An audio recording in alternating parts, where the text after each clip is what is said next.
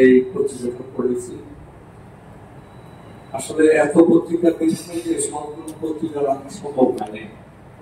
আর কালবেলাটা কাকুরের ইলিশ সম্পর্কিত বিষয় নিয়ে এমন কিছু নিউজ উপস্থাপন করেছে যেটা এখানকার সাংবাদিকের উপরে একটা আঘাত আসার সম্ভাবনা ছিল। আমি সেখানে দেখেছি এটার উৎপাদন পদ্ধতি, ধরাল পদ্ধতি, গোলঘাটের অবস্থা, এই বিষয় সম্পর্কিত বিস্তারিতভাবে সংবাদগুলো পরিবেশন করেছেন। এতে করে আমার কাছে মনে হয়েছে যে কোনো সময় আঘাত আসতে পারে, তারপরেও সেটা তিনি করেছেন। এছাড়াও আপনারা জানেন যে বাংলাদেশে একটা পরিস্থিতি সৃষ্টি হয়েছে।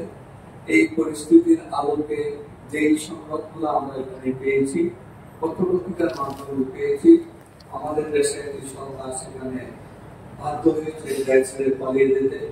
আপনারা এটাও দেখেছেন যে সেখানে তাদের যে কর্মকাণ্ড, তাদের যে ভূমিকা, তারা যে ধরনের মানুষকে সেখানে অধিকার থেকে বঞ্চিত করছে, গণতন্ত্র থেকে বঞ্চিত করছে, ভোট থেকে বঞ্চিত করছে, এতে করে এই দেশের মানুষ বিক্ষুব্ধ হয়েছে। সাধারণ সমাজজীবী মানুষ সহ এরা বিক্ষুব্ধ হয়েছে। আপনারা জানেন যে বাংলাদেশে প্রায় 7-34 লক্ষ সমাজজীবী মানুষ আছে। এর মধ্যে 2,30 লক্ষ আছে কৃষি শ্রমিক।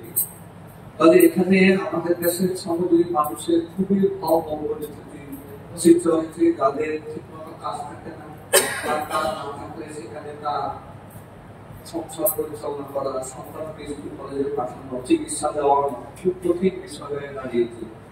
এমন কোন একটা পরিবেশ আমরা দেখেছি সেখানে সারা বাংলাদেশে আপনারা জানেন যে যেমন সিঁড়ির চাহিদা আমাদের দেশে